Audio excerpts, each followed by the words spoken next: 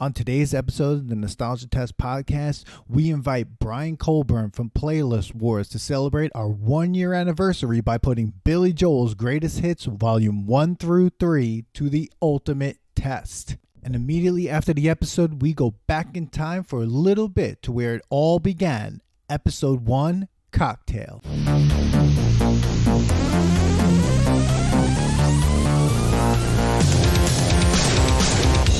Welcome to the Nostalgia Test podcast, the show where two longtime friends put their mainstream pop culture past to the ultimate test, the Nostalgia Test. All right, welcome everyone to another episode of the Nostalgia Test podcast. I'm Dan Dissinger here in LA, and I'm here with my longtime friend and co-host, Manny Coelho, there in Long Island. Manny.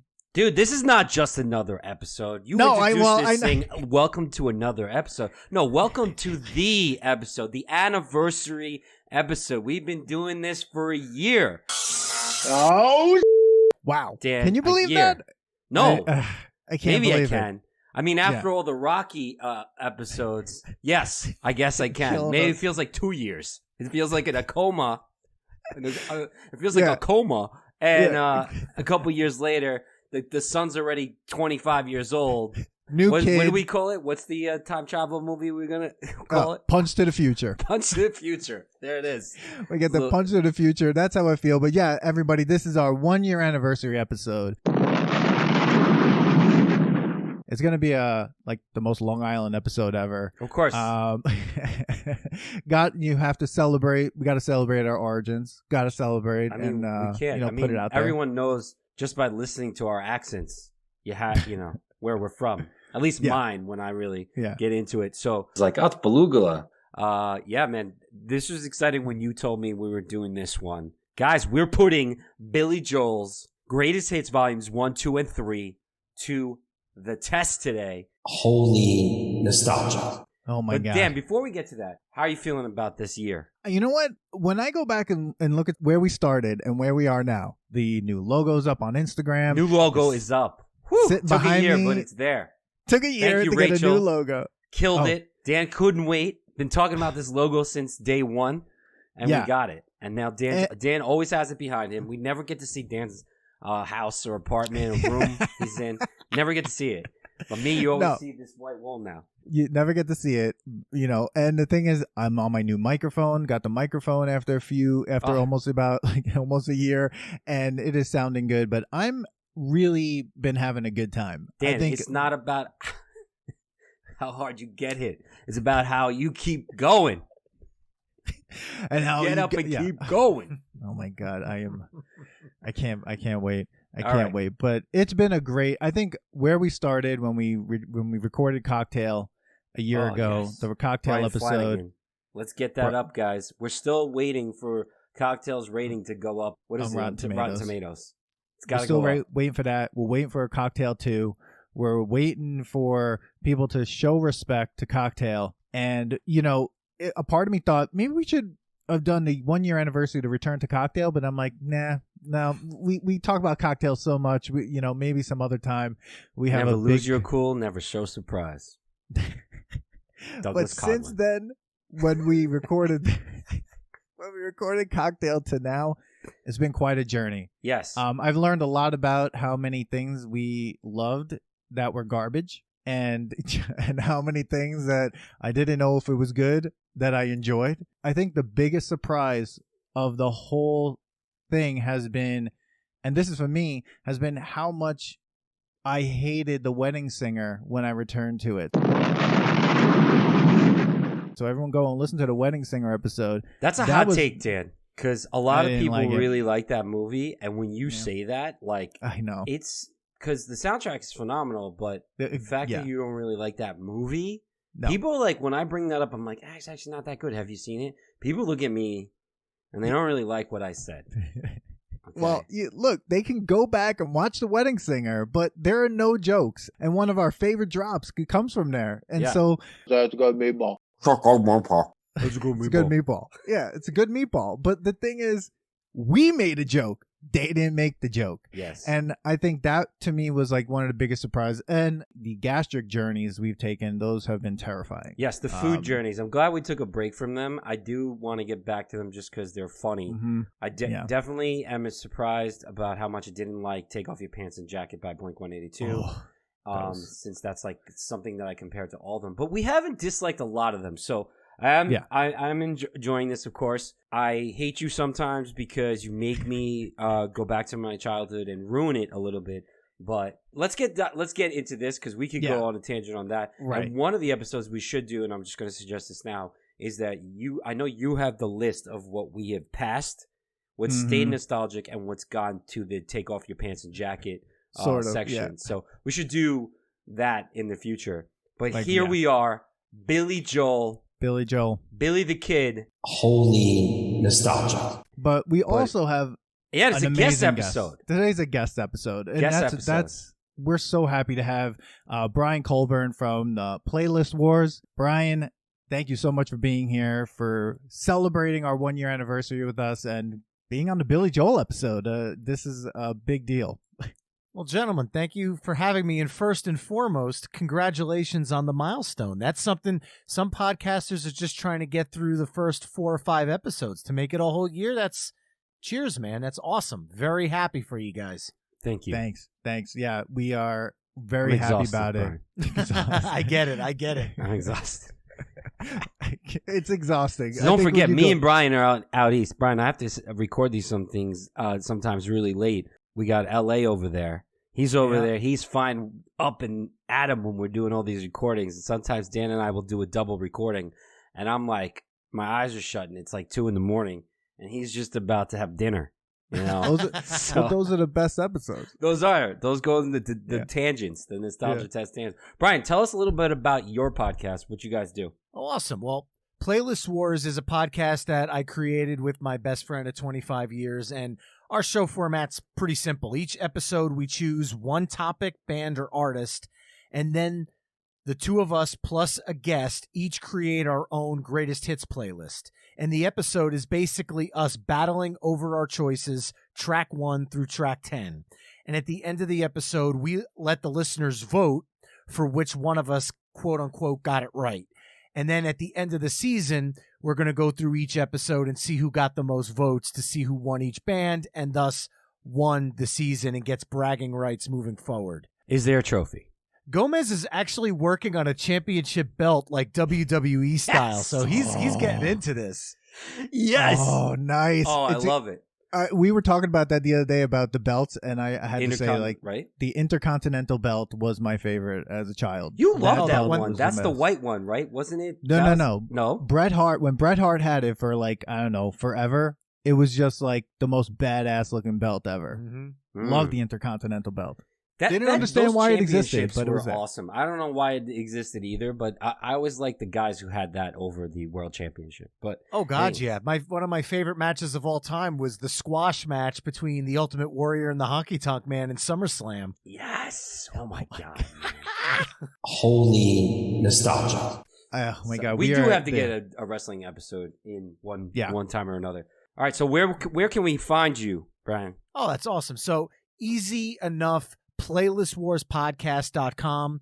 We're on Twitter and Facebook at Playlist Wars, on Instagram at Playlist Wars Podcast, or on Gmail if you want to email us, playlistwars@gmail.com. We post all of our episodes to PlaylistWarsPodcast.com along with the actual playlists that each person creates. So you could listen to the episode and then hear the music right underneath, just in case you're having a hard time deciding. Cool. So this is fun. This is a great episode to have you on then. We always do initial thoughts. So I want to hear your initial thoughts about Billy Joel, when you became a fan, where you grew up. I know you're from the East Coast. Did you grow up in Jersey? Yes, I did. You did? Okay. There you go. Let's hear about your story with Billy Joel. All right. Well, this is quite easy. Billy Joel is one of the first artists that I grew up with. My parents introduced me to a bunch of music when I was a child. And the first artists that I remember listening to on a constant basis were The Cars, Huey Lewis and the News, and Billy Joel. And the reason Billy Joel became one of my favorites is because when I was a child growing up, I had my own little record player that had lights on the bottom. It was like a Fisher-Price type record player. And one of my favorite albums was called Chipmunk Punk.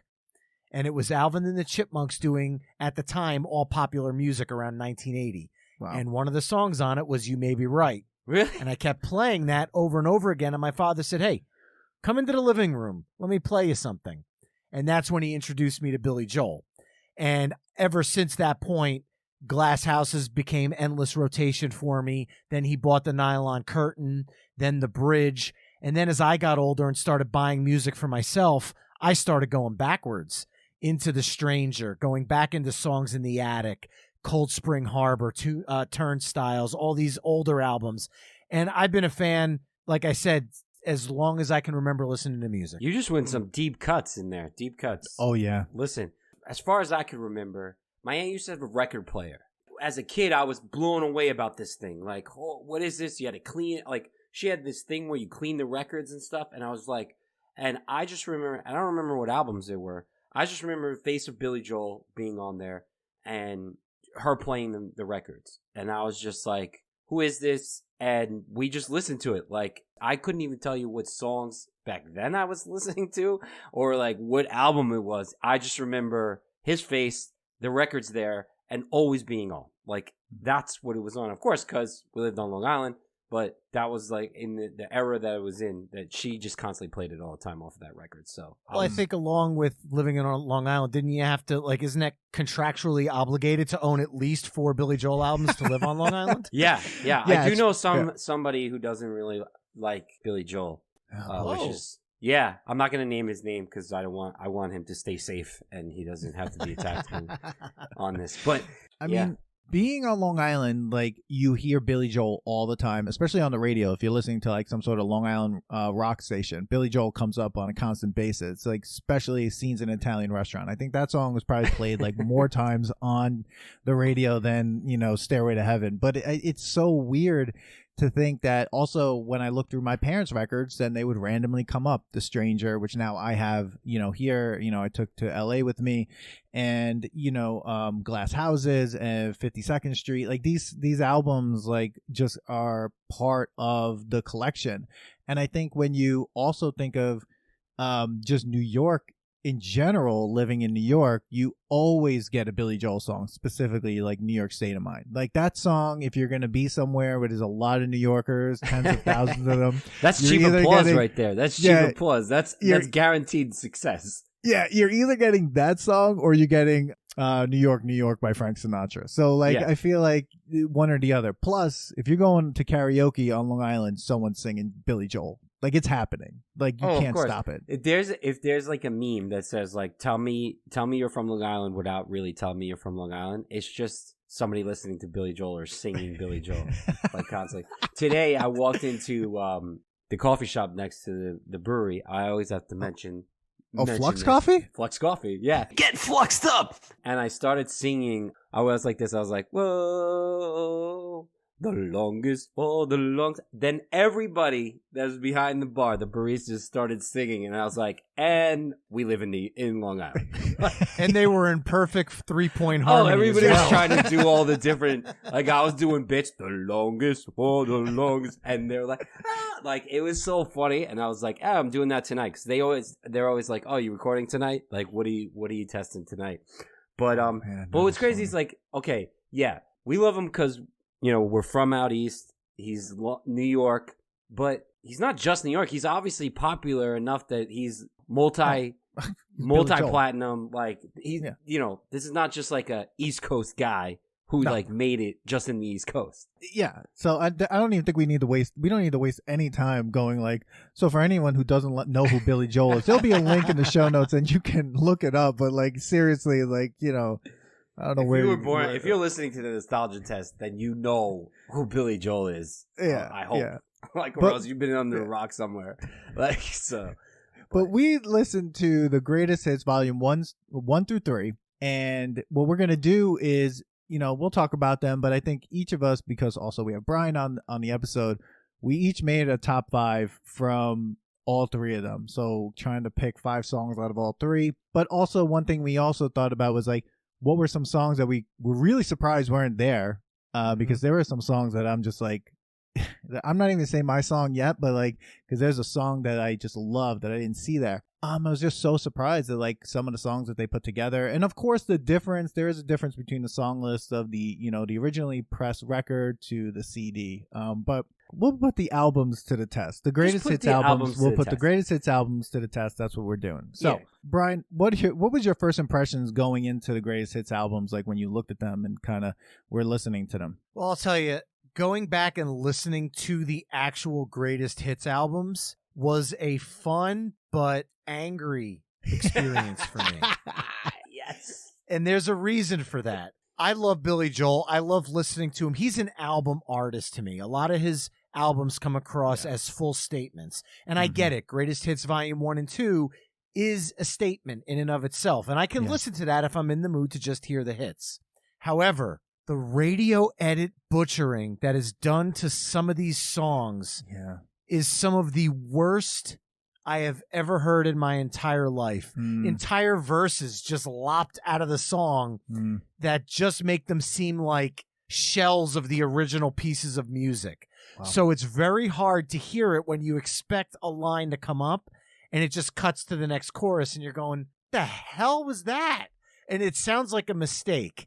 And that happens a lot during Greatest Hits 1 and 2. Not so much on 3, but 1 and 2, it's egregiously bad.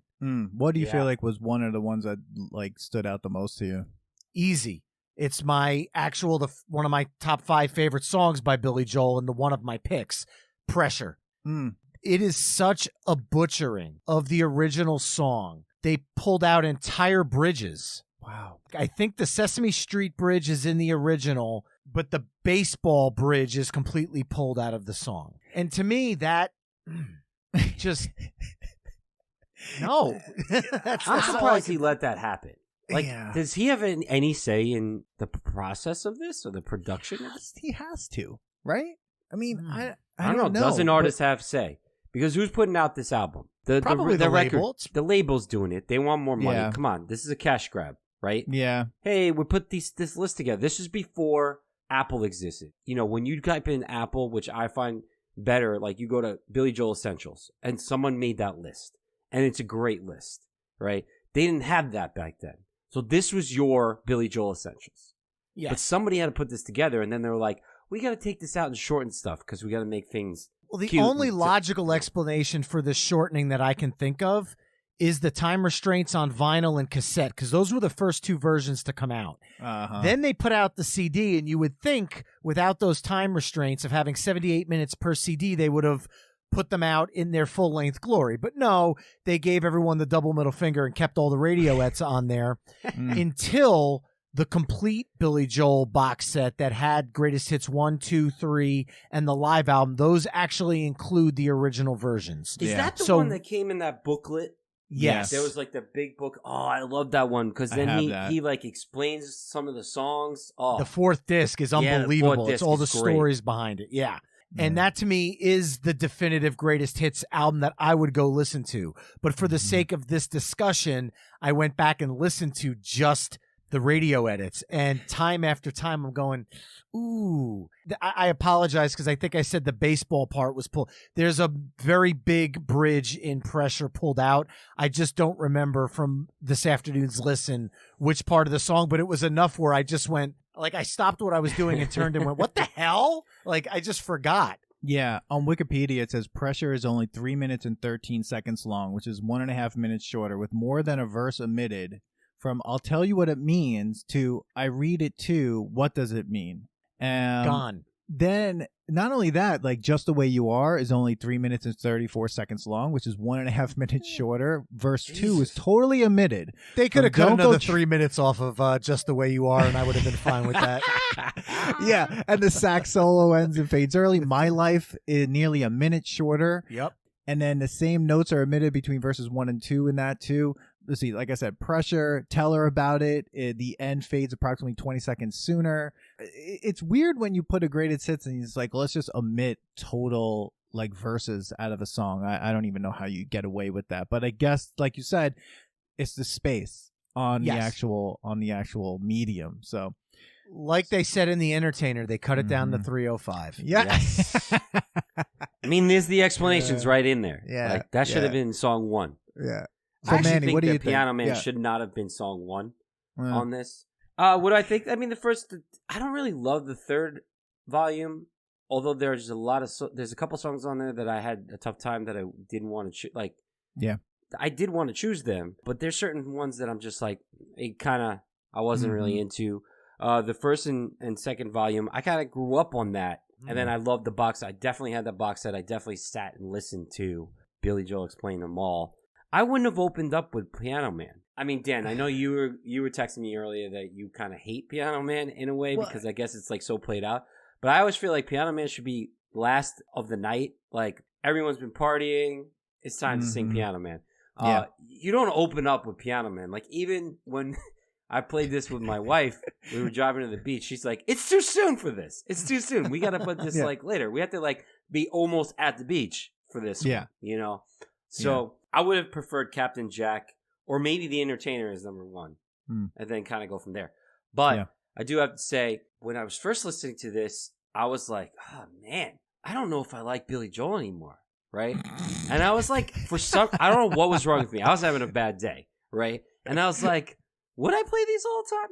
And I say this to my wife, and she goes, "Are you kidding me? Are we even married? Are you kidding me?"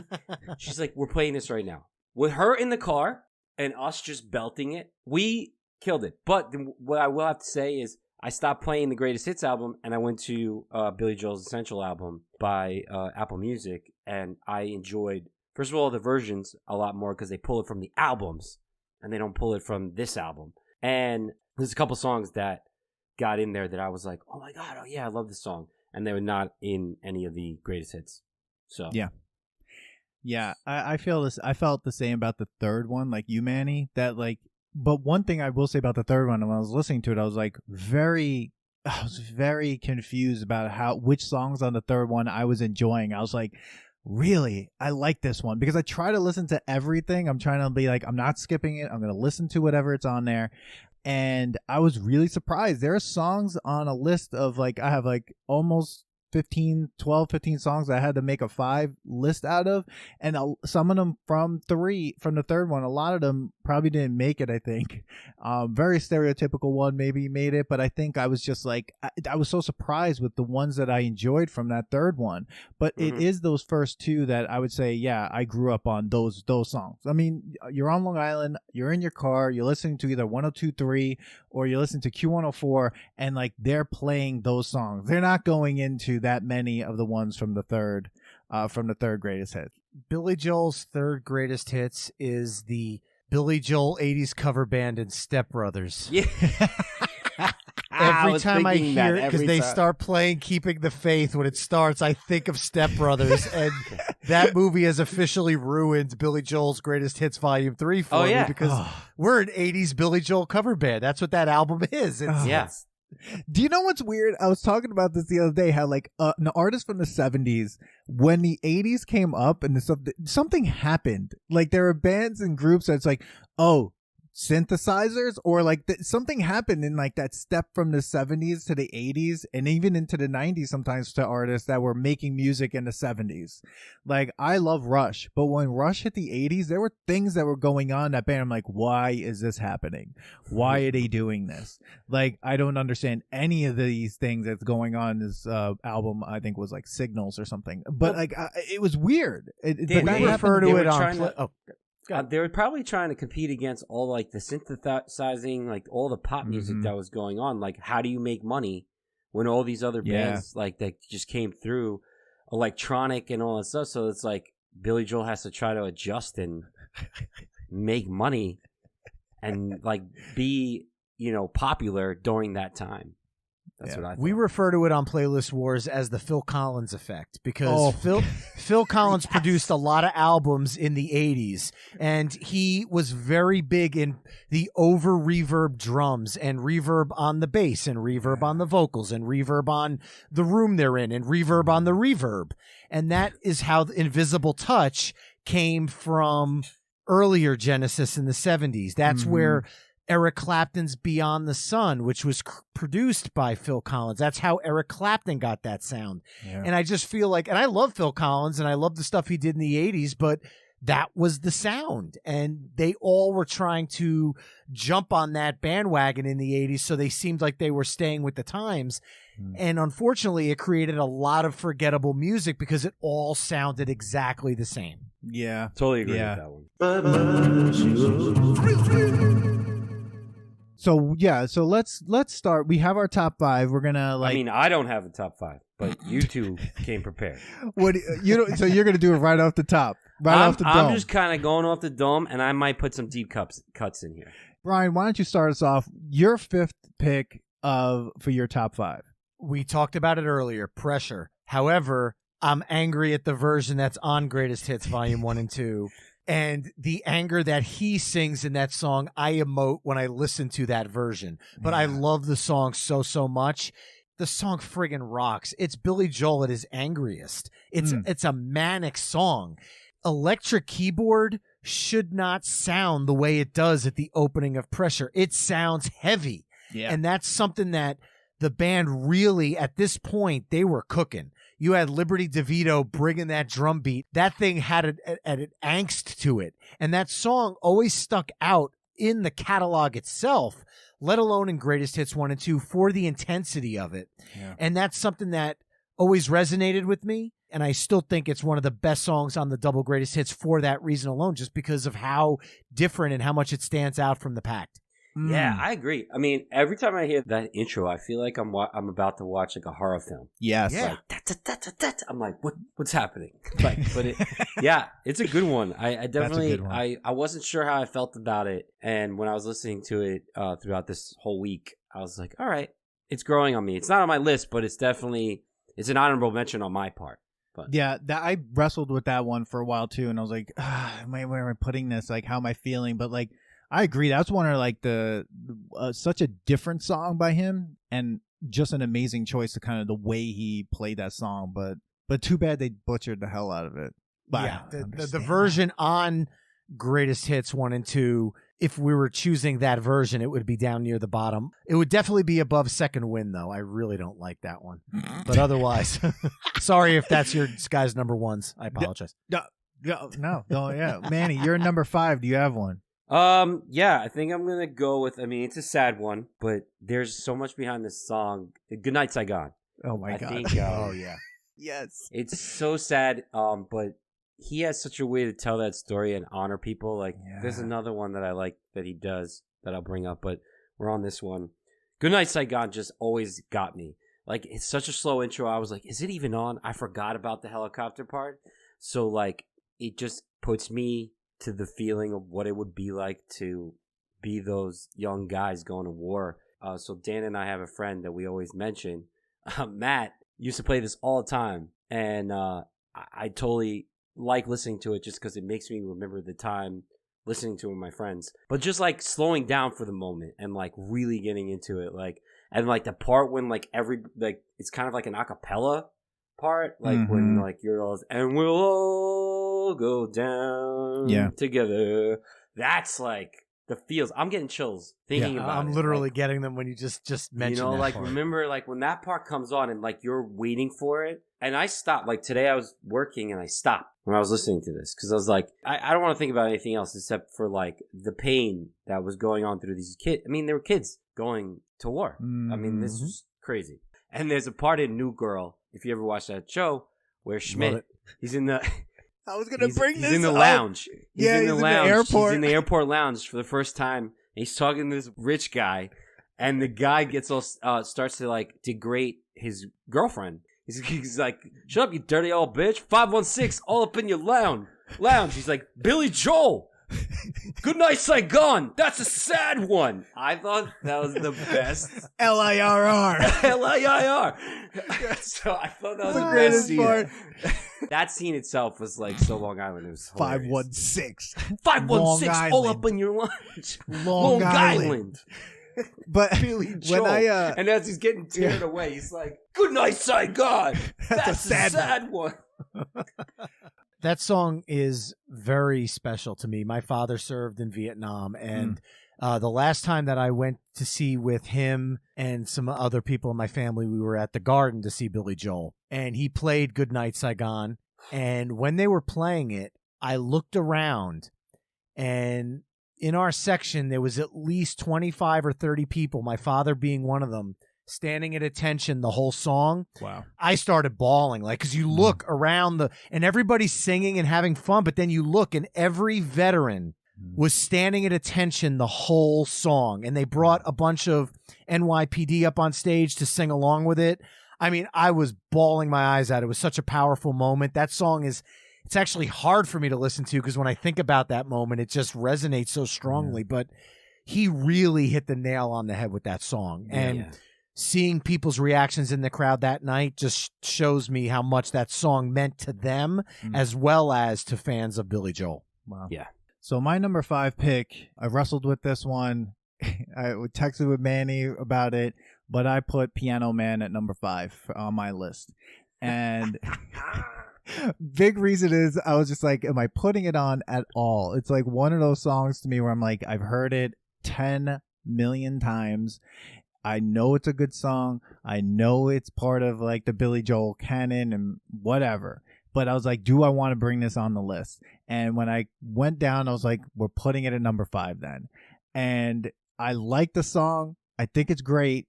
I just have this really weird relationship with it. And I think it's because the comedian Matt Braunger has ruined it for me most of the time when he said on an album that this song is just Billy Joel bragging and just looking at people in the bar going like, Davey, still in the Navy. Pfft, look at this guy. Like, and so when I hear it, I'm just like, and he starts talking about how great he is. It's like, everyone's like, we didn't put bread in my jaw and say, man, what are you doing here? And oh my God, I'm the Piano Man. And it's like, so it's got this weird like existence now when I think of it, but I couldn't deny that it's a good song. So for me, I put it at number 5. It's the 5th song on my list. And because to me, I had other songs. I was like, I want to give this more space. I remember one thing about this song is that when I got married, my family from Canada, who's obviously not from here, they all hugged me and we sat in a circle and we all belted this song. And that was like a really special moment for me considering we don't get to see each other that often. So like that's what this song does. And like I actually didn't put it on the list. It's just kind of there. Like it's like Billy Joel Piano Man. Like you don't need to put it on the list. It's just there. Like Joel so that's why I was like I don't even have to put it in there. But yeah, Billy Joel Piano Man. Yeah. Like Billy Joel was a piano man, so you got to. He is the Piano Man. Yeah. That's his name. That's what he's known by. Actually, I'll be perfectly honest. It was on my list. It's not on my list now. It was on my list probably about 30 seconds before we hit record tonight, and I did swap it out because I love the song. And I don't want to spoil too much, but we have a Billy Joel episode coming up on Playlist Wars on July 13th. Shameless plugs. And there's a lot of discussion about Piano Man and a lot of shocking revelations about that song. Okay. So I'll just leave it at that. Let's leave that as a teaser right there. Yeah, Guys, total tease there. I'm so sorry about that. I feel like such a shill, but... Shameless plugs. Shameless plugs. I know. I'm so...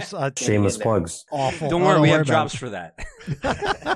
But the thing is... with tonight, in listening to the greatest hits 1 and 2, I rediscovered some songs where I was like, God, these didn't even make my Playlist Wars playlist. And I friggin' love this song. So I kind of went in a little bit of a different direction just because we just talked about Billy Joel and for that recording that's coming up. Yeah. So I felt like these other songs that weren't fresh on my mind, I kind of got like ooh, I forgot how much I like that one. So my next pick is the song that booted it, which is going to be, you're going to go, how the hell did that boot Piano Man? And that's... Well, what is it? Go ahead.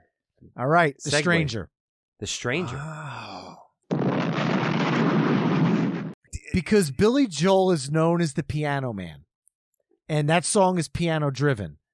The Stranger has the beautiful piano opening. But what's the part of the song you remember? It's that badass guitar riff. That 70s kind of bluesy da da da da da da. Like it's a badass guitar riff, which you can kind of count on one hand Billy Joel guitar riff songs. Like you've got A Matter of Trust, you've got You May Be Right, You've got The Stranger, but they're few and far between spread out across his catalog. So that song really stood out to me when I was listening to it today, saying, you know what? I forgot just how much fun this song is. And it's even better in The Stranger as an album listen. But even in the greatest hits, the song is not the song you think of when you think of The Stranger. That's an interesting pick for number 4. Like, because I wrestled with that one, and I was like, like I said, like there were songs that I remember hearing all the time where then when I heard a song on this list, I was like, nah, I got to put that one on. Like, I got to put that one on. I don't know what happened, but like The Stranger's one of those that's like such a, that is a good song. That's a good song. It's interesting that it's number 4. Yeah. Ugh. You know, it's funny. It's like, as you guys are doing it, like I said, I didn't do my homework where I didn't have it prepped because I'm like, I keep moving them. Like, they keep going, it keeps going, and I'm like, well, I want to talk about another song that's on there, because there's just so many different ones that, like, as you're listening to it, and I feel like, and this probably happened with you, Brian, it's like, you put the playlist together, and then you're like, well, I had to listen to it again for this podcast, and it's like, well, I'm in this mood now. So, exactly. Now this is a new play, like, this is what I'm feeling today. So that's kind of how, like, I was going, like, a week ago, none of the songs that that were on the list are now on the list, because I was singing with my wife, and I was like, oh, my God, this is great. And there's a lot of sing-along going on. I'm like, all right, so I kind of went with those now. So, yeah. Well, it's one of those things where when people respond to us on Twitter and they'll say, here's our top 10 songs, I'll look at some of their lists and go, man, that's better than mine. Like, I forgot how great that song was. And I did the research, but now that you mention it, in today's mood, that song makes perfect sense. Yeah. And that's where The Stranger just... I felt it today when I heard it. I'm like, yeah, you know what? I'm going to skip Piano Man this time. I guess my next pick would be She's Always a Woman. Oh, God. You don't like it, Tan? I was talking about this song yesterday, and I was just like, it sounds like he's going, yeah, she's kind of annoying. Like, like I don't know about this. I don't know. I think I like the sound of it. Like, to me, I read it as, like, a love note to, like, loving this woman. But, like...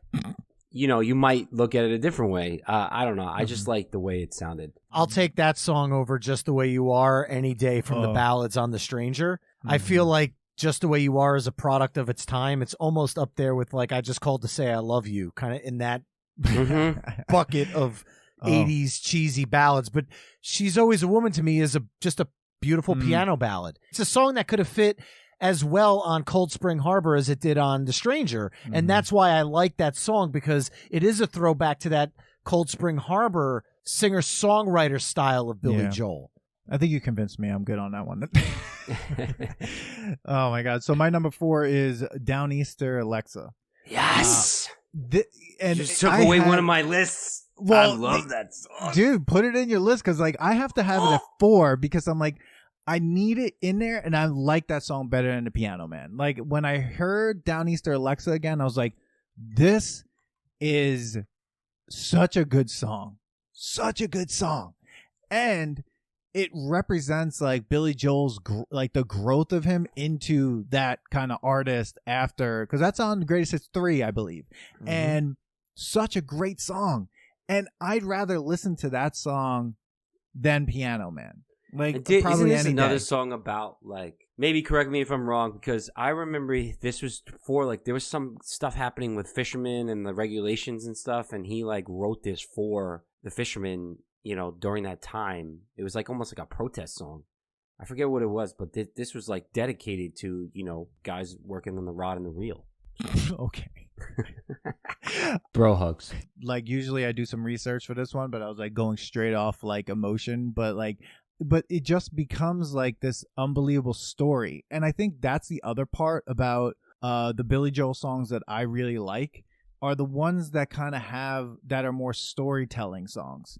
And for me, this one has that. It has like those storytelling elements. It gives me kind of that feeling of when I like listen to like a really good Tom Waits song. And that's why I like this one. So according to Wikipedia, the song is about a fictional person. It decries the plight of the Long Island Bay men Joel was always sympathetic to them, even getting arrested during a protest supporting them. At one point, he had underwritten a plan by his young boat captain to use his boat as a commercial fishing and charter fishing operation. So this song is, like you said, Manny, definitely in response to the things that were happening on Long Island to the Long Island baymen fishermen. And a fantastic guest appearance from Itzhak Perlman doing that beautiful violin solo, which is just grips you.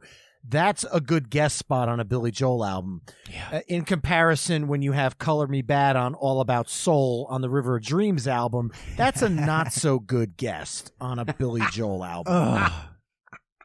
That's just not a good Billy Joel album.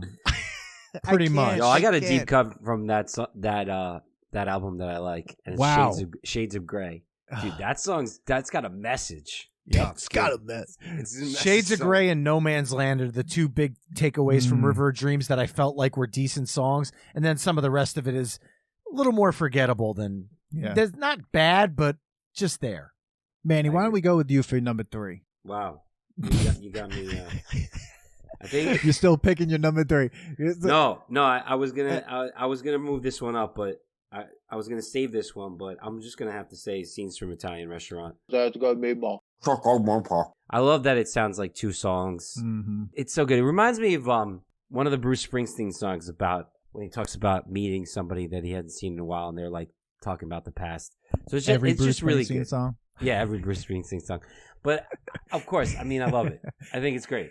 I mean, who doesn't know the words to this song? And then all of a sudden, I love how it starts slow, and then it speeds up like you're in a whole different song, and then it goes back to being at a restaurant. Almost like if you're having a conversation with somebody and you're talking about a nostalgic time and whatever, you're remembering how fast and how exciting things are and all this stuff, and then you slow it back down. And back in. And what's weird is that song didn't make the original pressing. Like, that was an add-on to the CD version, like to the later version, which I was really confused by that because I was like, that's one of his bigger songs. Though it didn't make my list, I think like I just can't hear it anymore because again, just like I listened to the radio so much when I was a kid that song just was on all the time.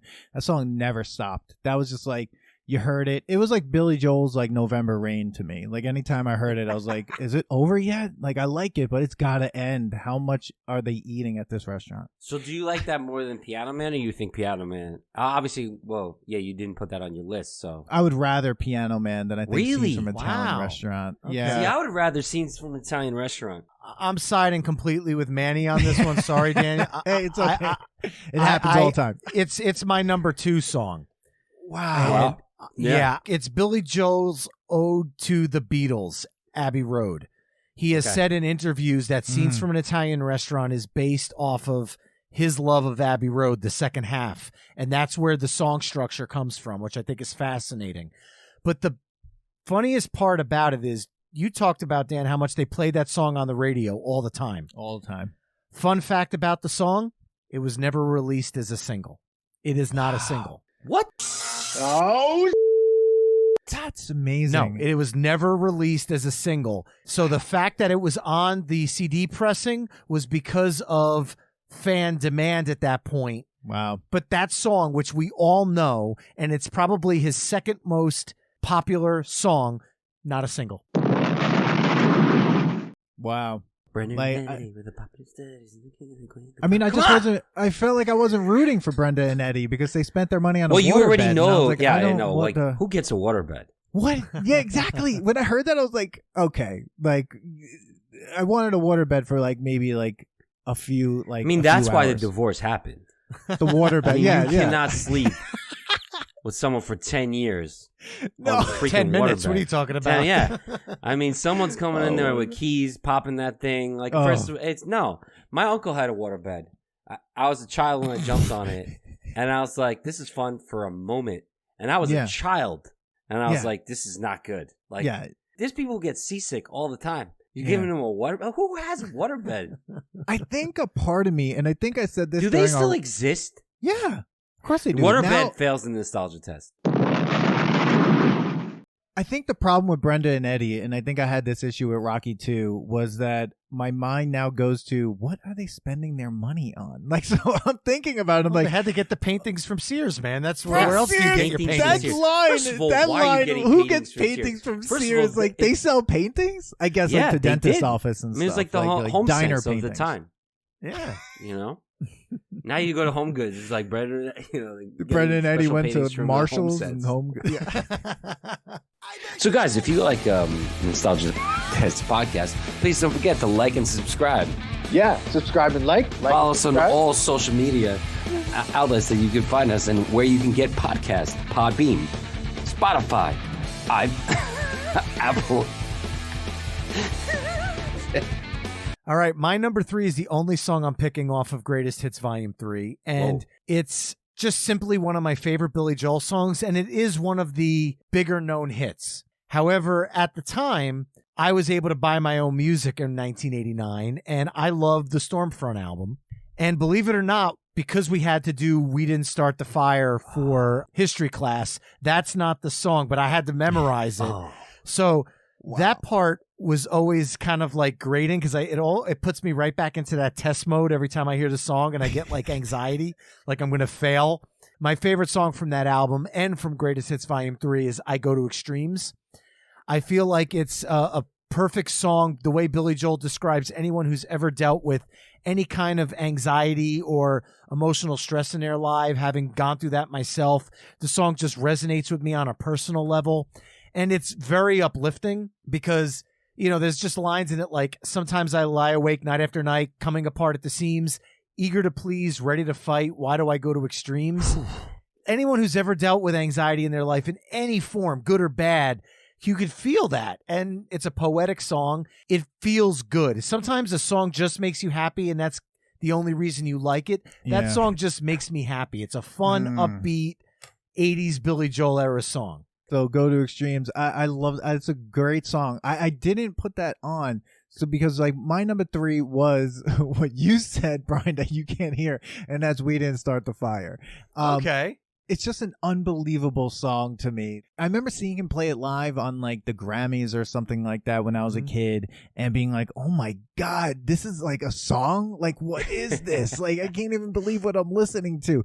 And then Manny knows probably another reason why I love this song, because Manny and I, when we drove cross country with our friend Dave, check out the Jada Kiss episode with Dave, we were in New Orleans and we somehow stumbled into some bar and they had karaoke, and Manny and I are like, we're doing We Didn't Start the Fire, let's go. And that is my go-to and we karaoke didn't, song. I doubt we sang any song, any words. Like, I don't think any words happened. I think we just were up there going like Billy Joel and then like trying to sing the words, and it was just a disaster. But it's such a good memory. I love this song. It's a great number memory. 3 on my list, definitely. Whoever's listening to this and knows me, they know that song was going to be on the list because it's my go-to karaoke song.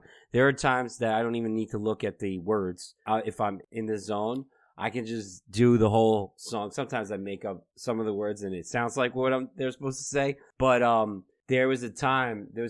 There was a time in New Orleans that I sang it really drunk. Another time, there's a story where I was at Breckenridge Mountain with my friends from college. We were in a ski and snowboard club, and somebody signed me up. And they just played that song. They knew I liked that song. And I was cursing. There was kids, by the way, there. It was 5 o'clock on the ski mountain. And I was like, what else do I like screaming. I dropped the mic. I was having a blast, but they were not. And like, I thought I was like, everyone was enjoying it. And I dropped the mic. Only my friends are cracking up. And everybody's like, terrified. And that's a Nostalgia Test tangent. Obviously, that song could just keep going and going and going. It's a history lesson. Yeah. I think he talks about how, like, teachers in history, they'll just be like, listen to the song and then write an explanation of everything that comes up. Mm-hmm. And you basically just taught a history lesson. And you see what I love? I actually love the song. I crapped on it before as part of a joke because I literally remember that test in 7th grade. And one of the questions was, you ready? Buddy Holly, Ben Hur, Space Monkey, Mafia, Hula Hoops, What's Next? Castro. That's Litholgy Brewing. Yeah. Good. See, you would have gotten an A, but you're sitting there in your brain and you're like, because they spoke the song out. So it took this song and I'm sitting there like, give me a second. Buddy Holly Ben Hur, Space Monkey Mafia, Hula Hoops, Castro. But they were like, you had to like sing it. But the fact that they put it all together, I get like this PTSD every time I hear the song because I'm getting nervous that I'm not going to get the words right. And singing that song is so hard because it like you have to hit every syllable, and if you don't say the words correctly in like karaoke, you're done. And if you don't know the words coming up or the names, like if you've never seen it before and you see a name on the screen for the first time, you're just like, what?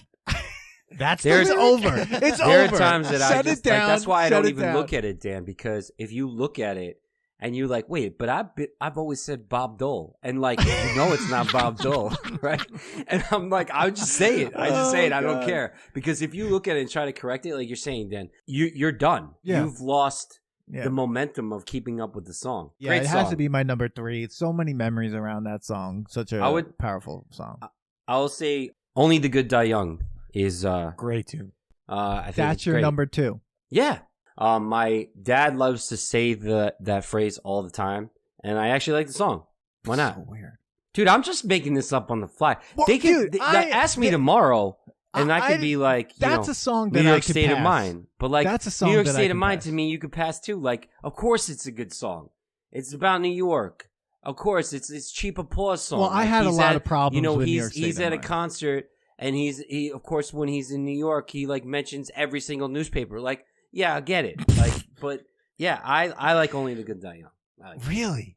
Yeah. That was a song I could leave. Like I was just Really? like, oh God, only the good die young. That's what I said. Come on. I love that song. I'm not Oh, gonna it's lie. so great. That They if you're- lied to them. And if you're a fan of punk covers, Me First and the Gimme Gimmes does a great version of Only the Good Die Young. Oh, really? Oh yeah, it's a lot of fun. That's awesome. I I love punk covers, so I do that a lot on Playlist Wars. When I pick a song, Shameless plugs. I usually throw out like every cover version I could think of as because I just enjoy cover songs as a whole. I see, but like only the good die young is like still rock and roll to me. Like there are songs where I'm just like, I can't hear this. I can't Really? listen to this song I even anymore. like Still Rock and Roll. Really? But I mean, I wouldn't put it on the list. I still like it. I like it. It's good. I don't know. I don't know. Maybe Do there's you even something. like Billy Joel, Dan? Yeah, Do you even love like Billy Joel, but like not that song, and not there's another song that I'll talk about later that I just want like erased from history. But I think Okay. like this, I'm surprised that it's your number 2 in a top 5. I'm surprised it's 2. Dan, After I really hearing, Dan, this is off the cuff here. Okay, this could be number 5, and come on, I'm just going with it. I'm trying not to make ones that you guys are choosing. Okay, Well- I'm just changing it as we're going. well, that's your number 2. Excellent. Yeah, put it in there. Yeah. That's my I number put- 2 for this Fine. episode. I'm putting it down. Go ahead, Brian. Number 2 for Brian. Well, mine was Scenes from an Italian Restaurant. There you go. See, that could be my number 2 another time also. It's But probably my honestly, number 1. if we stopped record and then you said to me, name 5 of your favorite songs from great, it could change. Yeah. It really Yeah. could. My number 1, though, believe it or not, is the one song that I would not ever change. So, but we'll save that for when we get to track Okay. 1. Yeah. All right. Yeah. My number 2 is Good Night Saigon. When I heard it and I was like, I'm putting this on the list, I was really trying to think about where on the list I wanted it. And it definitely was a fight between that one, Captain Jack. Like I was like, should that be in there like on number 2 or whatever? But there was when I heard Good Night Saigon again, because I hadn't heard it in a while as well. And I was listening to these things. That one left a mark on me as a song. And I'm like, this is probably one of the best Billy Joel songs that he's done. Here we are at number 1. I mean, Wait, did I say it 2? I didn't say it 2. yeah, Only Good Die Young. Oh, yeah. Man, 'Cause I was you about are, to say you're, Captain you're Jack. like, are you on this podcast? Dude, we're just Like, I'm talking trying- about Billy Joel at this point. Come Yeah, on, we're just forget talking about the Billy Joel. list. We're just talking why about are Billy we Joel. why are we constraining ourselves What- to what the are we list doing? here? Come on. There's a format here, man. I have to edit this. All right, number 1. All right, so why don't we go to Brian for his number 1? Our guest from Playlist Wars, Brian Colburn, number 1 on your list for this episode. Well, I picked a song that, believe it or not, was not on the original vinyl or cassette, but on the CD, and you just mentioned it a second ago, Captain Jack. Long Island. It's my favorite Billy Joel song. It's a fantastic singer-songwriter song, and it's friggin' deep. I mean, it's a ridiculously deep song. There's something about it, and I don't know why, but it's always become a staple every time I go to a pool hall to shoot pool. When I get to go to walk over to the jukebox and pick some songs, I love shooting pool to this song. It's just got a great feel to it, and it's something I always equate to when I'm shooting pool with my buddies. Yeah. It's a fantastic song. It's a depressing song. Super but depressing. Yeah, and my band, Colburn and Company, covers it. Shameless plugs. And it's always fun when we do daytime shows and we have to change the lyrics to sit at home and contemplate, and like half the crowd laughs, you know. That's great. It's just a fantastic tune, and I've seen Billy Joel 6 times live. Wow. The last time I saw him, I finally got a Captain Jack, and I was like, if I don't see him again, I'm okay. I just needed to see that song one time, once live, and it was at the Garden, and it was perfect. I saw him twice. I saw him in Nassau Coliseum. Remember that 8 show sold out in like seconds back in the day? I think I was in high school at the time. And then I saw him again when he reopened Nassau Coliseum, when Nassau Coliseum got painted and they decided to make it smaller for some reason. We actually got our beer in there. Shameless plugs. That's LITHOLGY Brewing. And we went as like guests, and I got to go see him. And it was great. It was phenomenal. Yeah, Captain Jack is such a good song. And I think when I was listening to it, I texted Manny about Captain Jack, and I was like, he just sings the word masturbate amazingly. It just like comes out. I'm like who like how did like you're writing this song, and he's like, okay, and then masturbate, and then he's like, when he sings it, it's just like so like it's just velvety. It's like velvety. It's so weird. Gonna sound it's weird. So gross. I'm gonna bleep all this out. But no, I wouldn't. No, because even he sings it, and you even feel like the shame, like the shame. Yeah. I have to go get her wipe. Like, then you contemplate. You know, yeah. Well, and over. The only other thing I would say is why this song is so important to me, at least in Billy Joel's world. If it wasn't for this song, Billy Joel might not have ever broke, because this was a song that WMMR in Philadelphia pumped and really helped put Billy Joel on the map. Wow. And because of that, we've got a ton of fantastic albums that we might not have gotten. Yeah, I wrestled with this one, between this one and my number one pick. I was just like, and it's funny because like even other ones, I'm like, well, I could probably put it here, but I felt like putting it lower would have been like not the right thing. It was like, for me, it was either number one or not, and I just could. It was just like the one that I picked for number one for me is just the one that I wanted at what is number it? one. Oh well, I'll just say mine is The Entertainer. Long Island. I feel like love that song. The Entertainer is. There's something about it. I mean, I'm not a musician, but like I'm a writer and a poet, and like I've been on a stage and I performed and do all those things, and like you have to be like at your best or an audience doesn't care. So or doing the podcast or doing whatever you do, right, in front of people. But there's something the way he tells that story and how it builds over time, how it builds over the course of the song, and it gets louder and louder and louder, and more instruments are added, and then it kind of like just like builds to this gigantic climax as a song. I feel everything he's saying, even though like I don't share those experiences, but I'm sharing in like that kind of anxiety of being an artist and trying to like be relevant all the time. And it's such a great song. It's such a great song. It's just like, it's one of my favorite songs that he's ever done. And I feel like when I went through this list, I was like, The Entertainer. I listened to it like more than once when I heard it. I was like, I got to bring it back. And I had to listen to it again. And I feel like for me, number one definitely had to be The Entertainer. But it was a big debate between that one and Captain Jack. But I think for me, The Entertainer definitely came out on top for me. And neither one of them were on the original vinyl or cassette. I mean, I don't understand how they made them. That's why I messaged you prior to this recording, like, are we allowed to pick songs that weren't on the original vinyl? Because kind of like a bunch of my favorite songs are there, dude. Yeah, no, and that's the thing. It's just like, well, it's so weird. It's like, well, you have both them greatest hits, collectively, like, because like, how, if they're gonna change it, might as well be able to like pull from all of it, Yeah. But yeah, The Entertainer is definitely my number one choice. Manny, what do you got at number one today? We Didn't Start the Fire. Long Island. Number one. Amazing. I played it like 5 times on the way here, back home from work. I play it all the time. My wife is sick of it. She's just like, what? Just stop. And I was like, I can't. When I'm feeling down, that song is on all the time. I mean, there's, but I wrestled. This was a tough, like, this list is just tough because like I'm even just like looking at like I was enjoying Moving Out. I was enjoying My Life, Big Shot, like all together. Listening to it was such a fun time.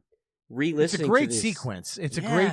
The album is sequenced really well. Except for Piano Man, but that's just my opinion on that. But like, yeah, it's done really well. Like, so. Like, I can see, like, when you say, like, when I'm down, I put this song on. I feel like there's like a Manny playlist of like No Easy Way Out, Eye of the Tiger, We Didn't Start the Fire, just the whole Rocky IV soundtrack. No, I wouldn't even do it. Eye of the Fire. Tiger is actually not one of my. I don't really like Eye of the Tiger. Oh, you're a Burning Heart guy. Yeah, I think there's definitely better songs than that. I think Eye of the Tiger is meh. But here, I love it. So we got our list, but I want to say there's 2 of them that I'm mad that aren't even on this thing. Yeah, and one of them is Angry Young Man. Holy nostalgia. Why is that number one on my list of why it's not included? Amen. Why? Like, why? What? Like, look up the concert album that he did, or A Bridge to Russia. The version of Angry Young Man on that album is so lightning fast, you almost wonder how Liberty DeVito is keeping up with Billy Joel on the drums. And Liberty always played the songs a little bit more amped up live. And in this version, his fingers are moving so fast, it sounds almost Eddie Van Halen-esque on the piano. And to me, it's his iconic opening song. That one, and if you don't mind if I throw one out, that go. Miami 2017. Oh, you just took it. You just took it.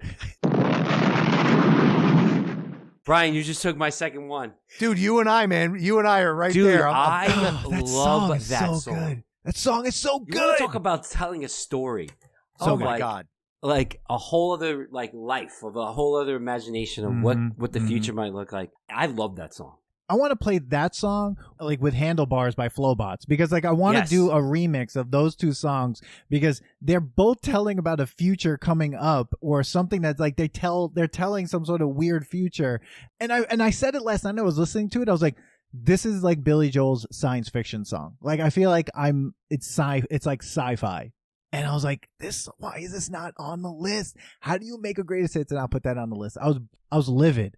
Some people only know that song by the other name of it, Lights Go Out on Broadway. Mm-hmm. Yeah. Because my wife's like, I don't know what you're talking about. You can go to Turnstiles for the original studio version, but the songs from the Attic version is what Billy Joel considers to be the definitive version, because that's when his actual band that he played with played those songs together. In the studio for Turnstiles, he played with session musicians. Okay. So he felt like the life was kind of sucked out of those recordings. And that's why, to me, when given the choice, I always take the songs from the Attic version. And then for Angry Young Man, I go to the concert or A Bridge to Russia for Angry Young Man, because it's 2 totally different pieces of music, the way they're played live and in the studio. Yeah. It's so good. That's so good. I love pianos. I love songs with pianos, and like that beginning. Oh, well, so good. This is what brings me to a song for me that I'm like, I wish was on there, but it's like one of my favorite Billy Joel songs that I guess it's not on there for, I don't know, it's a deeper cut, or I don't know, but it's so good. And this will bring me to my other thing, but like it's like Summer Highland Falls. Like I love Summer Highland Falls. To me, that song has an amazing piano part. It tells an amazing story, and it's a beautiful song. And I wish that it could be on the greatest hits in place of like Uptown Girl, which I can't hear anymore. I can't hear it. Once that song starts, it's like, man, I'm just like, no. It's like, you gotta stop. Like, I don't want to hear this song. Put Angry Young Men on. put, Lights Go Out on Broadway or whatever. Put anything else on but that. I don't want to hear Uptown Girl. I don't want to hear Uptown Girl. I don't want to hear Uptown Girl. Like, I don't get it. I have one other song that I song. would replace, but it would be on Greatest Hits Volume 3, and it's ridiculously deep cut. Can I go there? Do it. Okay, this one's ridiculously deep, but hear me out. In 1988, I was 10 years old. I had the soundtrack to Oliver and Company. Okay. And Billy Joel included a song in that called Why Should I Worry? And the song is so infectious. It's a love song to New York, like all the others he's done. Mm-hmm. But the song is so infectious. And it's so much better than anything he did on The River of Dreams. It has that little beat. I'm listening to it. It's got the same beat and the same vibe. Mm. He's got the... Yeah. But you listen to that song and you go back and compare it to The River of Dreams, and the fact that this song has never been played live. The only way to get it on a Billy Joel release is to buy the My Lives box set. It's almost like forgotten about. Wow. But to me, it's one of my all-time favorite Billy Joel songs because it's just fun, period. That's all it is. It's a fun song. And as a kid, I had the soundtrack because the soundtrack also had Huey Lewis and a bunch of other artists on it. But as a Billy Joel song, it's oft forgotten. And that's why I kind of wanted to bring that one up, because it's a really deep cut. It might make people go, let me Spotify that one and give it a listen. Yeah, you're going to make me look at it. Like, I'm interested in that. I've never heard of that song ever. Oh, it's so good. It's got such a great groove, and then it's fun and happy. Think of it like if you watch the cartoon scene from the movie, the cartoon dog that was actually based on Billy Joel, the character. So the look and what he's wearing is all based off of Billy Joel's 80s look. Oh, so it's really a cool moment because that cartoon is essentially Billy Joel. Yeah. It's funny. There's a song that, like, when I was listening to this that I thought I wasn't going to like, but then actually enjoyed. And that was, there was a few of them. There was one of them though was so weird that I enjoyed that I thought I was going to hate. And it was Matter of Trust. When I saw it on the list, I was like, meh. But then I was listening to it, I'm like, I actually like this. I'm going to return to this song. Guitar driven. Again, an outside... Yeah, an outside guitar-driven song for Billy Joel. That's right. And that's something why he actually puts that song into his set list a lot, just to give himself an excuse to get away from the piano for a few minutes. Yeah. Yeah, there were songs that, I even was just like, I wish I could put this on a 5, like Moving Out. Like, I wanted it. Oh, Moving Out is great. I just couldn't put it on there. Did I put it? I didn't say Longest Time, right? Oh, no. Too, man. And with Moving Out, again, cover versions. The Supervillains do a 90s ska reggae version of Moving Out by Billy Joel with a full horn section. Oh, my God. Really, really cool. cool. Oh, man. Really, really cool. Way. Yeah. Oh, I'm Dan, take these notes. I need to get I saw the Supervillains open for Real Big Fish and the English Beat. And they played Moving Out. I looked at my wife. I'm like, I need that CD in my life right now. And I ran to the merch booth and bought it just for that song. I'm like, these guys sold me on that badass, awesome Billy Joel cover. Oh, that's God. awesome. I think we're here. We're at the end. We could go on and on, I see. So to follow the actual podcast of what we do here. Yeah, go for it. Put it to the test, right? We're putting the album to the test. Billy Joel putting to the greatest test, we hits already to know the it's going to be. album, But the album itself, the 3 albums. Yeah. Do you think they pass the test? Like they go past being nostalgic and they're still good to listen to, or you're just like, you know what? I'd rather make my own. I'll tell you right now. I'm going to jump in and say no. Go. Okay. I'll tell you that these albums, standalone albums, I think they need to be reconstructed. You can make your own list, put it on Spotify, and make your own greatest hits. Because I'm sure the 3 of us and other people would come up with better songs to be as Billy Joel's greatest hits. Yeah, I'm going to play Switzerland on this and say right from the get-go that if we're talking about the complete greatest hits box set, the 4 CD one, that one I will say makes the test. Like right at the line. Just makes it. But is it because the live helps you because you're like, oh, it's so great to hear it? Yes, it puts it over the edge. But the radio edits take so much away from these songs. I love the songs, but that you need to add some tracks to this fold to make it truly pass the test. But it's right at the line for me. Because I love Billy Joel so much, I almost feel like I'm doing a disservice to say he doesn't pass the test. You're but not. You're not saying Billy Joel. We're talking about the albums. Talking the about albums the albums itself, that's where it's below. But the live version, so it all depends on what version you're listening to. I'm going to agree because I think these greatest hits albums, and I think it goes... Maybe it goes for a lot of greatest hits albums. I mean, like, I feel like one of the most popular ones is Queen. I mean, I've had the Queen greatest hits, and that was like before I even bought any Queen album ever in my entire life.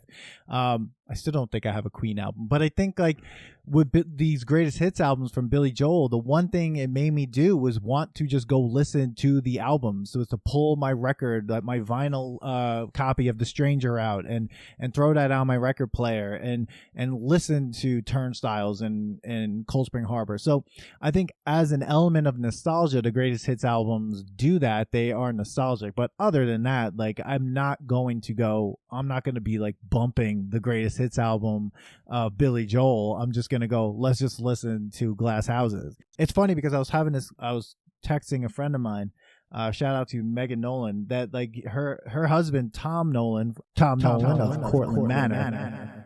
He loves Billy Joel, and she texted me his list, and I'm like, oh, I'll shout his list out because after we did ours, and his list from the greatest hits was, it's not numbered, but let's just put it out there: Captain Jack, New York State of Mind, Scenes from an Italian Restaurant, And So It Goes, and then Downeaster Alexa. Long guy. And So It Goes. So a bunch from all of our lists there, Yeah, but And So It Goes, that one I was like, that's a really interesting choice. But a bunch of the ones that we chose, except for New York State of Mind, which didn't make any of our lists. I just feel like that's a song I listened to at a baseball game. It's just like another like Piano. Piano Man didn't even like get on our list, but I think it's just like it's unspoken. I put it at number 5. Like, it's just like, yeah, you did. I forgot. I put it at number 5. I was gonna not have it on, but it squeaked its way right in there. Vienna. Okay, so he Vienna's said, great. My friend Tom, he said it's a tragedy that Vienna's not on there. Yeah. All right. Wow. Listen, we could go all day. Guys, don't forget it's July 13th.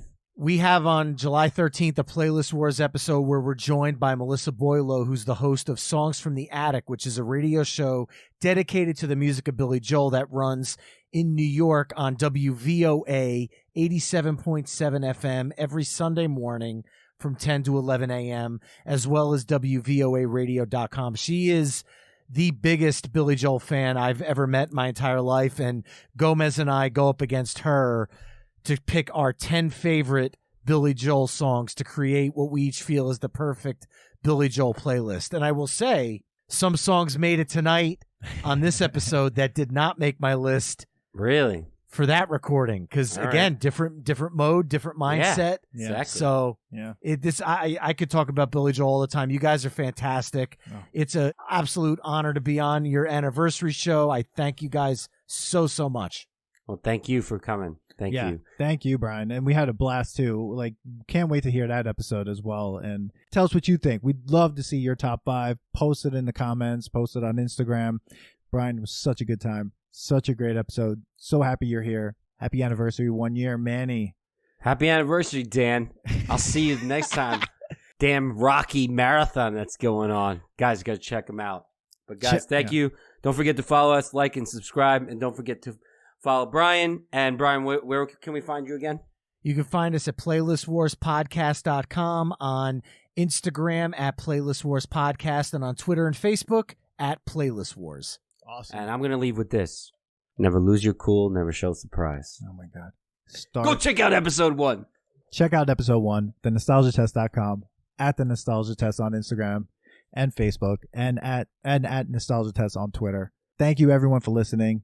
Thank you for everyone for supporting the Nostalgia Test podcast, and we look forward to an amazing second year of this podcast. I'm Dan Dissinger, and I'm here in LA, and I'm with my friend Manny Coelho, who's over there in New York. What's up, Manny? What's going on? What's up? Let's do it. Let's do it. You got your notes?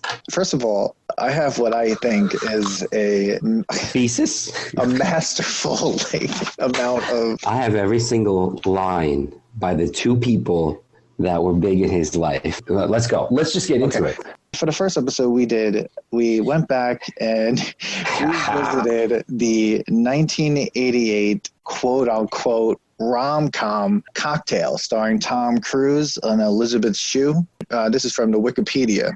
Cocktail is a 1988 American romantic comedy drama film directed by Roger Donaldson and written by Haywood Gould, whose screenplay was based on his book of the same name. The film tells the story of a young New York City business student, Brian Flanagan, who takes up bartending in order to make ends meet. The film stars Tom Cruise, Brian Brown, and Elizabeth Shue. Dude, I'm gonna go first on a little bit. Okay.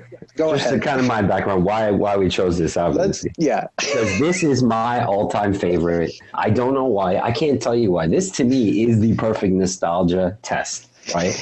Because I don't know why I like this movie so much. Okay. First of all, when we talked about doing this, I was like, yes. How many times have we talked about Cocktail? I remember I forced you to watch this movie. All right, everybody. Oh, you're recording. Oh, sorry. Yeah, I'm over. That's okay. Obviously, this is a weird cut, but we have to re-record this portion of the pod. So we had some technical difficulties, bandwidth problems. Typical technology in 2020. Where are my flying cars? Where are my flying cars? Where are my hoverboards? Not the dumb one. Dude. First of all, hold on. That's not a hoverboard. You have wheels, cars, bro. First of all, you don't need flying cars because just look how bad this technology is with bandwidth. Imagine a car that's in the air that has a bad problem. It's going to fall and hit another car that's in the ground. There's more accidents over that. We don't want flying cars. Unless somehow that car can float when it's not working, which is not possible. If the car is not working, it doesn't float anymore. It's going to cause more accidents. We don't need it. So can we just have maglev at least then? We don't need flying cars. Humans can't handle bandwidth, and you're talking about oh my God. All right, people. And just one other thing. If it has wheels, it's not a hoverboard. Okay, so stop saying that that's a hoverboard. That's not hovering. That's wheeling. It's basically a unicycle. Oh, I want to go on the hoverboard. It's not hovering. It's just a skateboard that's the other way and has power now. You need power. Exactly. Yeah. All right, Cocktail, right? Cocktail. We're coming back to Cocktail. We're coming back to Cocktail. You know what? You know what's the best part about this, Dan? Is that you don't like it, and I'm so happy we get to talk about it again. I literally thought about it. I was like, maybe we should just re-record the whole episode. But then I'm like, nah, I can't go through this again. No, but, it's fine. But I can't. I'm so happy we get to do it again. Yeah, I mean, this section is fun to talk about. So, I mean, look, the movie's fun to talk about. Absolutely. It's a fun movie. 80s rom-com. It's not a rom-com. I don't care what anyone says. Just to reiterate my experience with the movie, I remember watching it at your house. I was in your basement. You said, you have to watch Cocktail. I'm like, all right, obviously I'm a degenerate. I have nothing else to do. Let's watch Cocktail. And I put the movie on.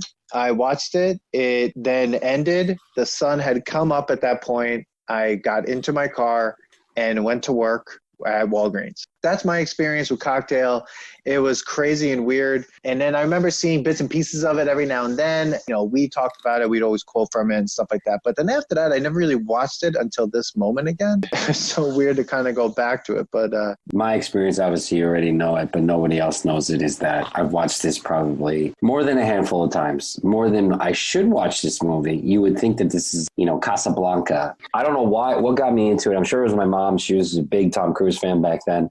This movie's great. I hate the rating as a 5% Rotten Tomato rating, which is terrible because who's watching it then? You need to watch it. Okay, don't give it a 5% rating. That's bullshit. 5% is for like a C+ movie. This is at least a B+ 80s movie and needs to be more than 5%.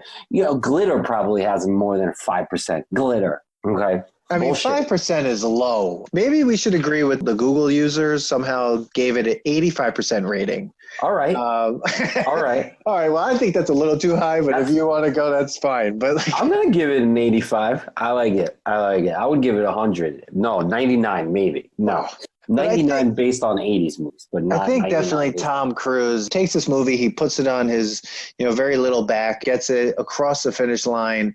Without him, this movie is terrifying. I mean, this movie would never be made if it wasn't for him. This movie was made for him. They're like, oh, how do we make this screenplay and who's going to star in it? And they're like, oh, Tom Cruise. Oh, he plays himself. Wasn't this movie after Top Gun? Top Gun. Oh, yes, it was, Dan. Which is crazy to me because Top Gun is such a great movie. It's huge. This looks like a movie that should have came out. Is it though? Is Top Gun a great movie? I guess we'll have to come to that.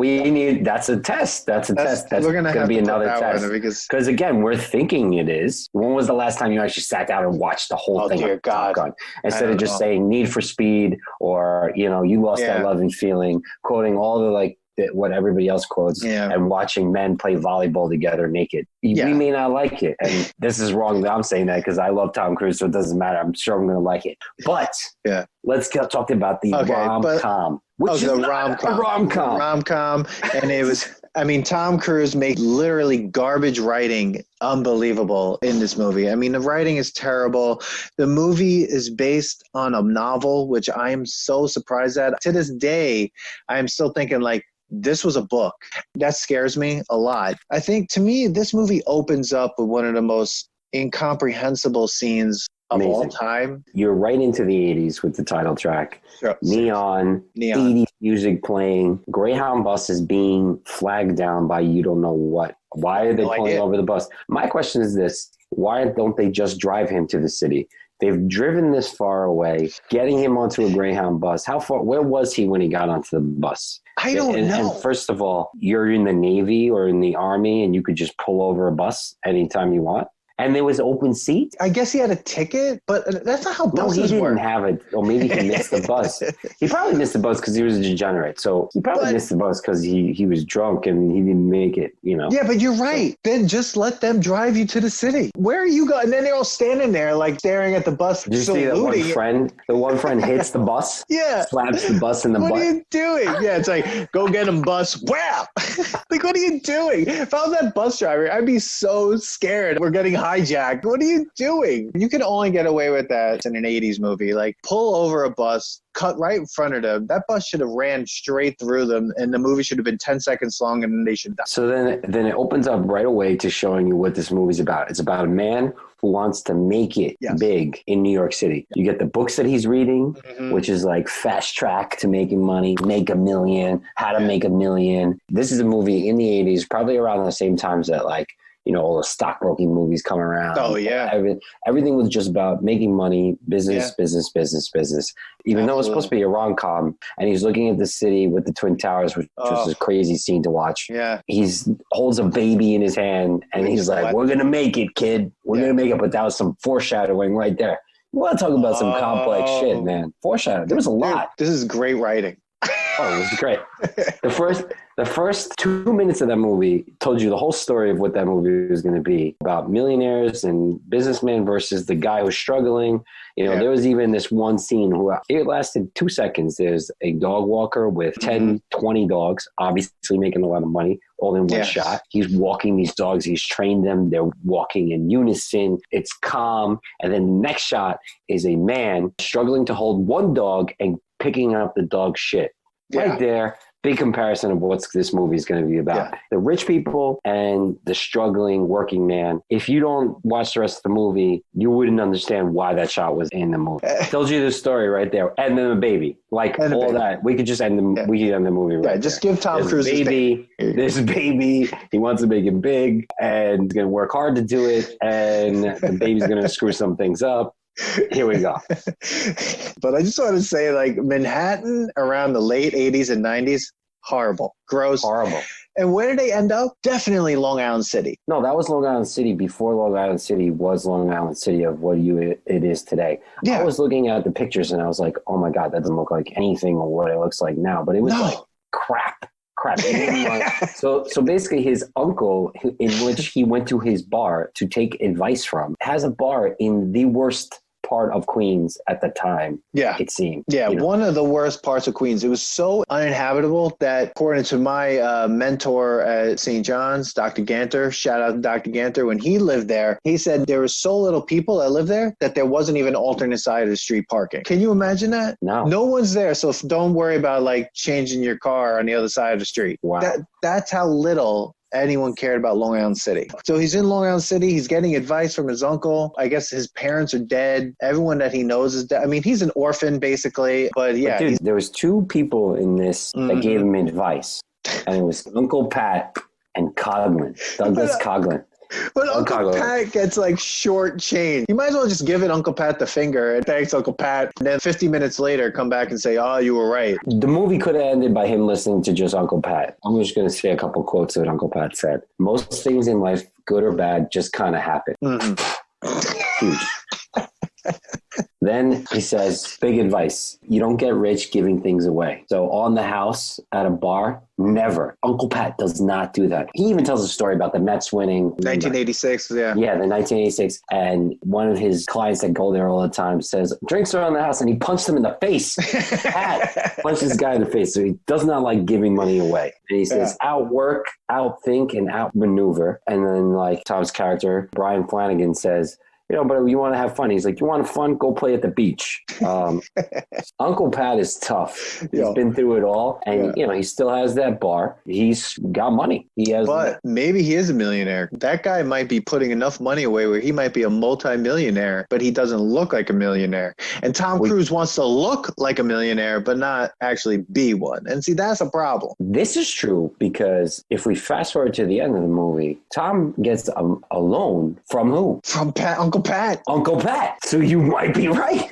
Dude, Uncle Pat is rolling in money. Like, there's Uncle no Pat way. helped him start his dynasty, his franchise. Yeah, he helped him, not anybody else. He helped him. Why? Because Uncle Pat is a multi-millionaire, and we don't even know it. He lives in Long Island City. It's a hellhole. His bar is Rusty Pipes. But he put every penny away, never gave a damn thing away, and there he is. He's like, you know, Tom Cruise comes up to him at the end, needs a loan. Uncle Pat's, here.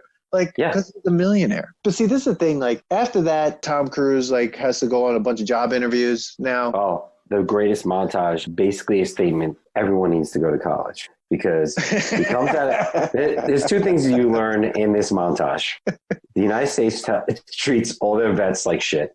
And Tom Cruise plays yet another vet, and I don't know if Born on the 4th of July was before or after this movie. You can look it up right now. Look it up right now. Plays a vet, but he plays a whole different type of vet. And he comes back, he tries to go get these jobs, and the montage is just job interview after job interview is saying you're not qualified and you need to go to college. This movie must have been sponsored or financed by some sort of college or university, because there was 3-minute montage about how people weren't taking it because you needed to go. Yeah. Okay, so Born on the 4th of July, 1989, Cocktail, 1988. Okay. All right. So they realized after seeing how great he was at playing a vet that he could play. Let's just put him in a good movie. But the thing about this is that time is a mystery to me in this movie. And this montage right away tells me why. Well, not even here. The bus ride. How long does it take to get to wherever they are to New York, right? So very long. Because the friends would have just driven him if it wasn't. But everyone looks like great on the bus too. He goes on to all these interviews in one day, or like it seems like one day, right? It reminded me of Muppets Take Manhattan, because like in Muppets Take Manhattan, they're trying to sell a musical to a bunch of people. They're Muppets. There are monsters in the world, and then they end up at a Greek diner. And then Kermit gets a job at this diner. Yeah, well. Brian Flanagan does the same thing and then ends up at a bar. And it looks like it's a Fridays, Dan. Is it a TGIF Fridays? You believe it is? 100%. The waitresses are just like Fridays. Yeah. Everything in there looks, I guess, like Fridays. The awning looks like Fridays. But where was the lettering? They took it out just for the movie? I guess TGI Fridays, they didn't want to be associated with it. All right. Story. See, here's the thing. Then is this the story of the TGI Fridays franchise? Holy shit, it might be, because his plan in the whole movie is to start Flanagan's, which is a bar pub that is opened in malls. It's the story of Fridays. Right? It's gotta be. Maybe that's what the movie is about. Maybe that's what the book is about. I mean, like, this is a book not just about this dope. It's about the franchising of TGI Fridays. And maybe we got it wrong. Maybe that's the problem. It's trying to be one thing when really it's about TGI Fridays. It's the story of the guy who started TGI Fridays. Right. Thanks for listening to today's episode. Please subscribe to the Nostalgia Test podcast to know when new episodes drop. Don't forget to leave us 5 stars and a positive review so more people can find the podcast. Share your thoughts and memories on today's topic on our Twitter @NostalgiaTest and on Instagram @TheNostalgiaTest. Tune in next time, because you never know what pop culture will pop up on The Nostalgia Test.